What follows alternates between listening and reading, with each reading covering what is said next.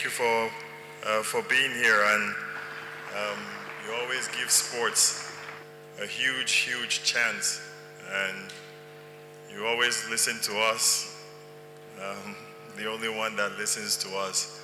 We broke ground there 2 years ago, and there was a vision.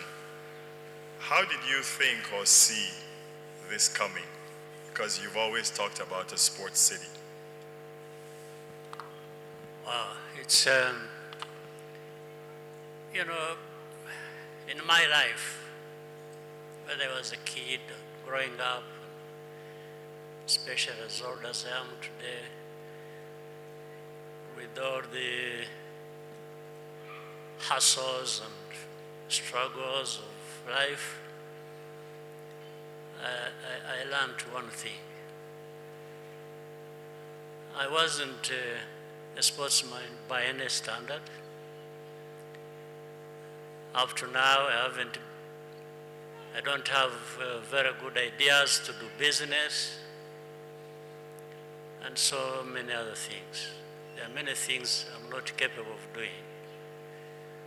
But I learned that I'm capable of doing something. And that was to enable, to support others in what they can do. And especially in my position now, I found that while I can't do business, I can support those who are capable of doing business to do it by creating an environment for them to do that so that they can succeed, and in the end, I and many others benefit from that.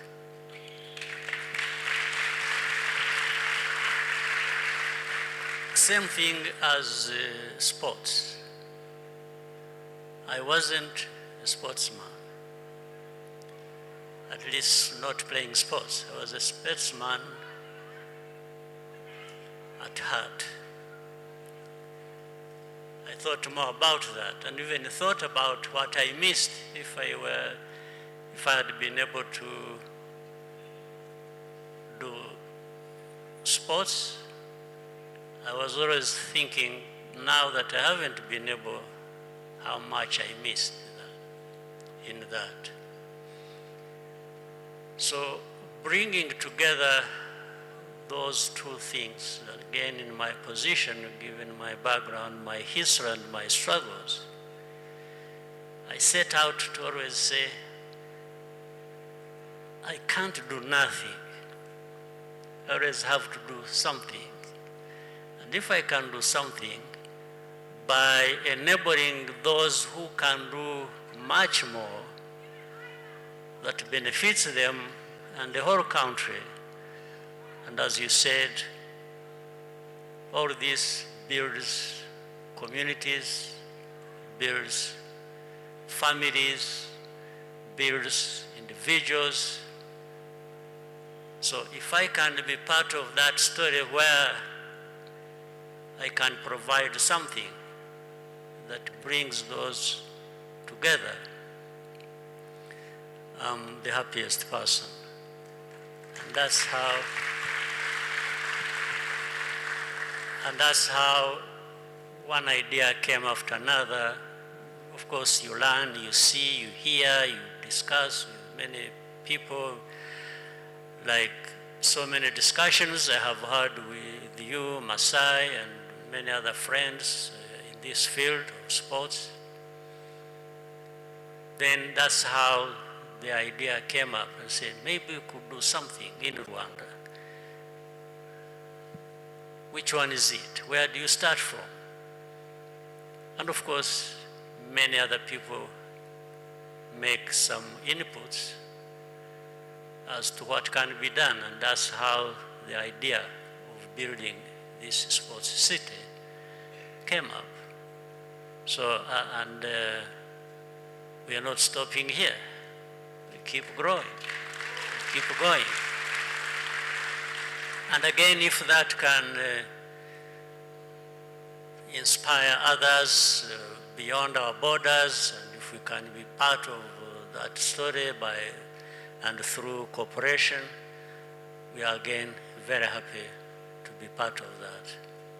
How do you see this? How do you see all of this really inspiring and maybe even shaping?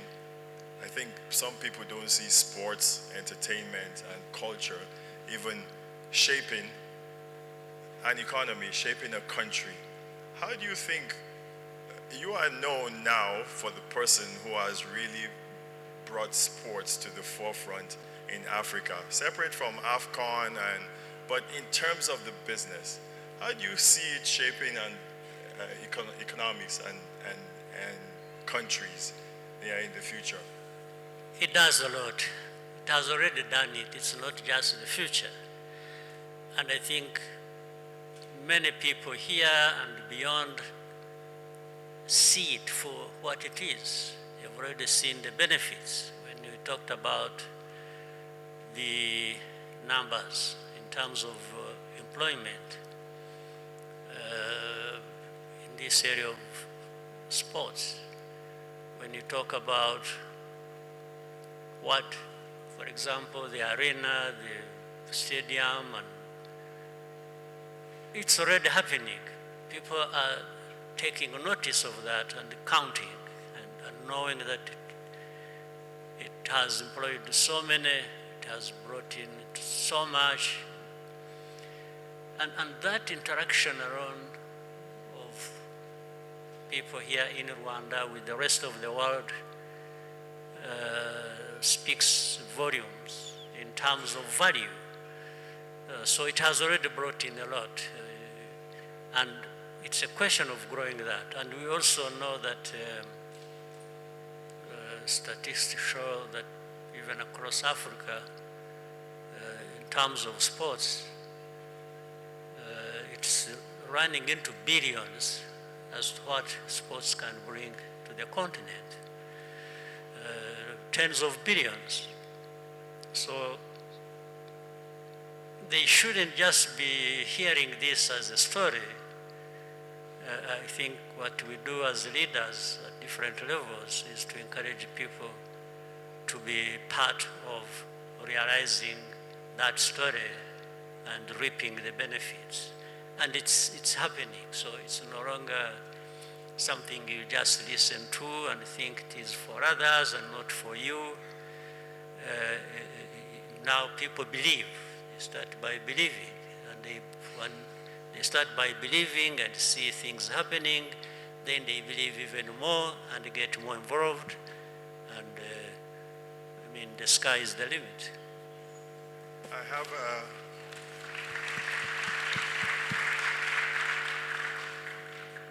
So this one is a tough question. How do you use your influence and your leadership and what you've done to get to other leaders to believe in this or to see it? Because a lot of them don't see sports and entertainment in this way. How do we get to 53 other leaders to think this way? Well, I have been there before with the tough questions. So I had to try my part. I always try. I think the best way, if you told people stories and the benefits of what you are telling them, but you have nothing to show to prove your story, the story you are telling them, right. You have no example that they can see. I don't think people will believe you or will even care.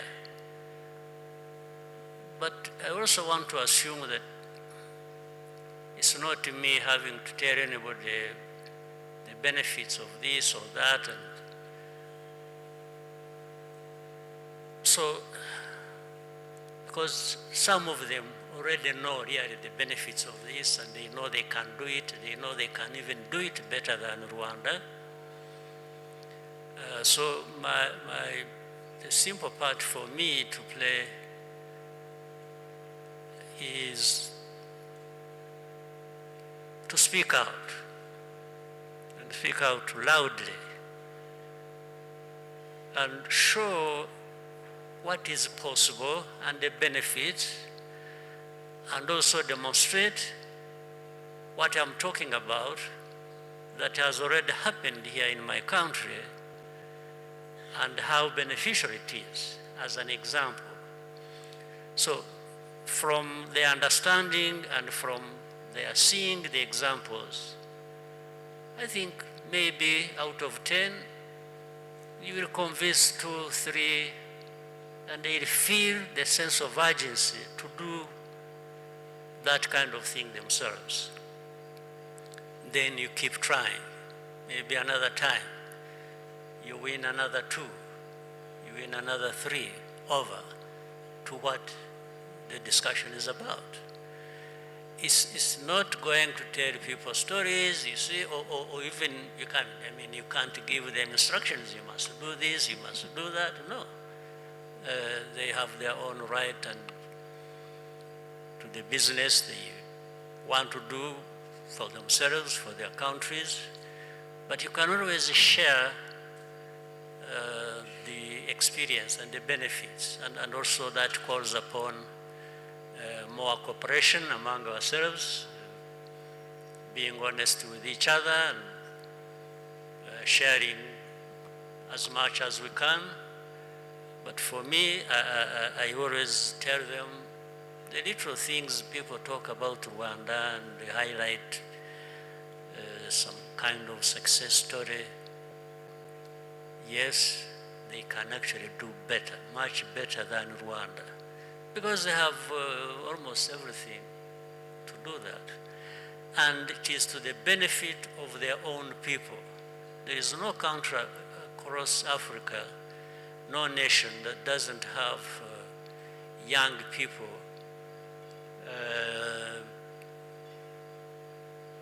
to the north of 70% or 60% of their populations are very young.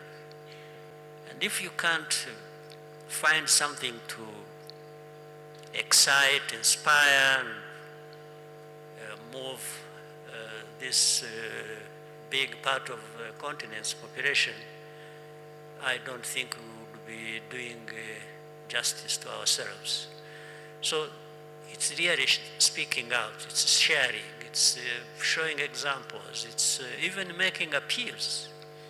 You can appeal to people, and they will listen to you if you package it well with this sense of examples and showing the benefits, and the benefits to the constituencies of our populations that deserve to see that happen. You know, excellent. So my last question, but I'll go to youth. I'm going to go to youth now, and I want to give a prime example of what President Kagame does. So when the arena was built, I had a conversation with His Excellency, and he asked me, who is managing this arena? Who is going to create the business? And this is an example how he gives opportunity to youth. So I make a suggestion to the president, and he asked me, he does his homework and asks me about a couple companies that do this, and a couple people. And then I have a young man from South Africa who's here. Carl Schofield, can you stand up for a minute? Yes. You guys have seen him. Excuse me, President, 1 second, okay? You guys have seen him. He manages all these properties, okay? All these properties. And the reason why I stand here is why we have to bring all of this together. Yes, we have to manage that arena. We have to manage this property. We have to manage the stadium. President Kagame has redone and rebuilt an incredible 60,000-seater stadium. 45. I added 15. It's the same. Yes, and this young man came in here and he came and presented to myself and Claire and Andrew on how he sees the vision of managing this. We went and presented this to His Excellency and he said, why don't you give this young man a chance? Okay? And look at where it is now. Carl, in 2 words, tell me how this thing is going and tell Excellency how it's going. In 2 words. Well, let me first say thank you, please. Thank you, Masai. Thank you, Your Excellency, for the opportunity. On how it's going, I think it would be wrong of me not to acknowledge someone who really supports me, who is my wife.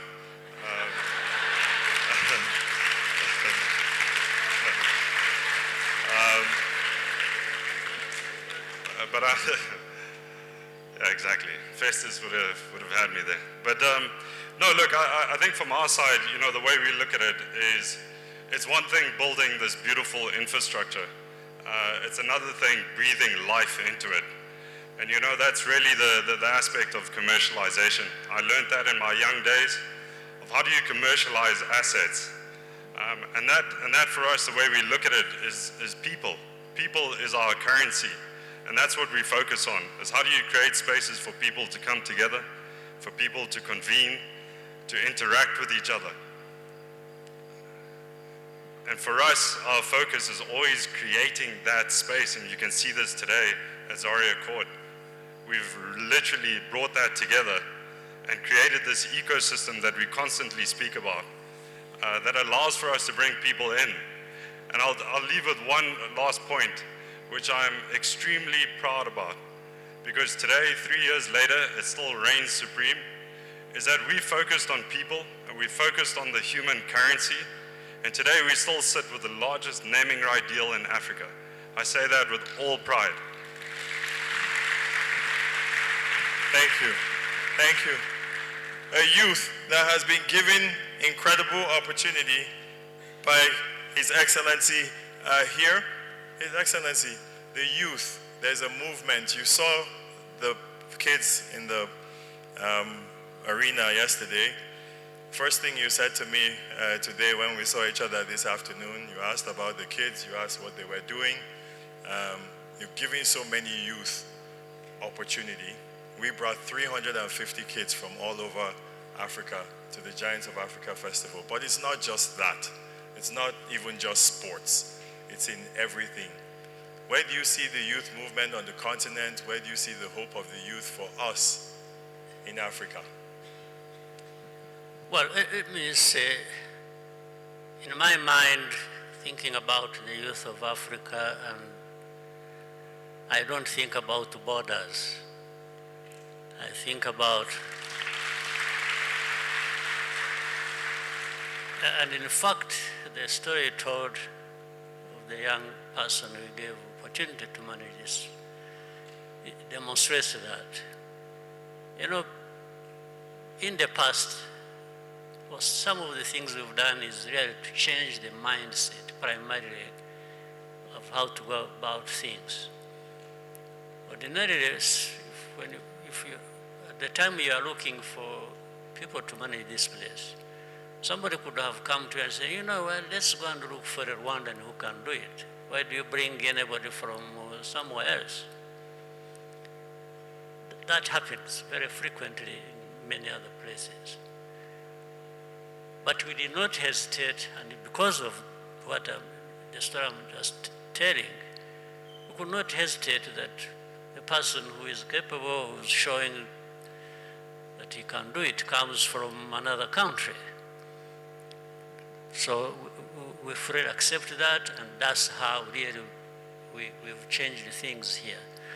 So for the youth, we need to make sure that everything we do simply translates their potential, their hidden talent into reality.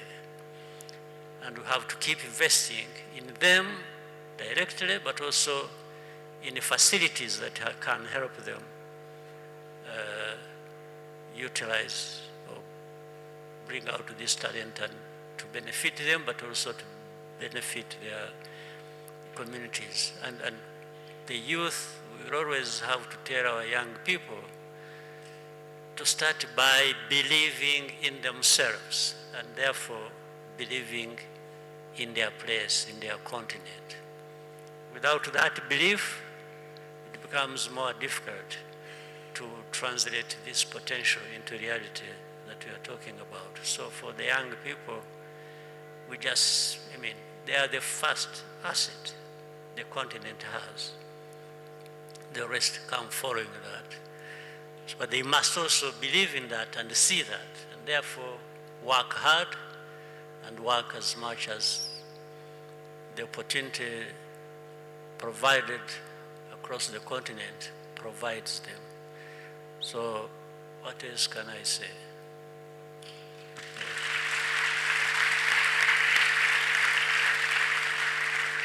I want to thank you, Your Excellency, for your vision, your friendship, your openness. You bring all of us here together. Now we come here how many times? And before I finish, Masai, before we end this conversation, and with everybody's attention, all things we have said and the stories we have heard from different people, I wanted to acknowledge the presence of Aliko Dangote here.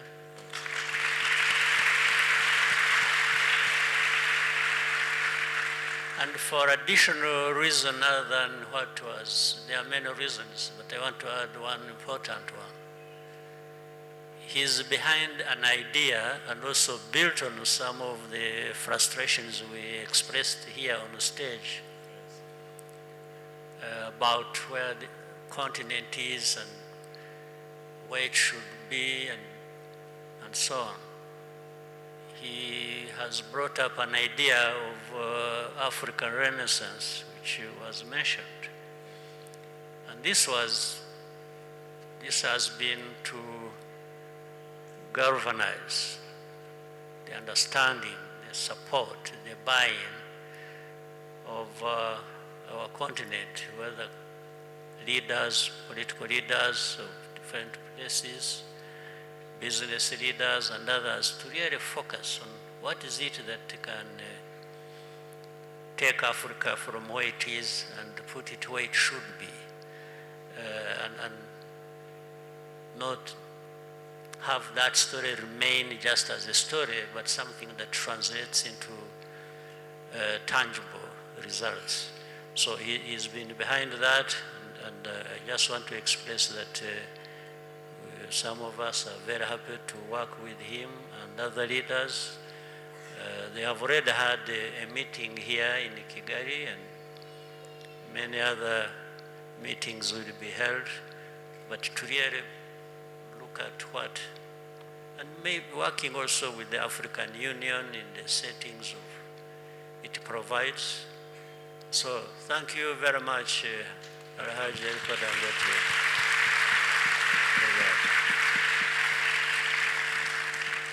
You know how we Africans are.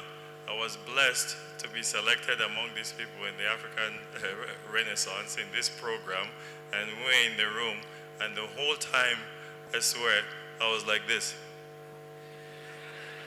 Because of the people in the room. You know, like, I'm telling you, like, it's incredible how we Africans are walking. And I didn't say it just to say it. To have these two incredible leaders here, to see us in this space, to sit down like this, I am a proud, proud, proud African. And I'm proud, yes.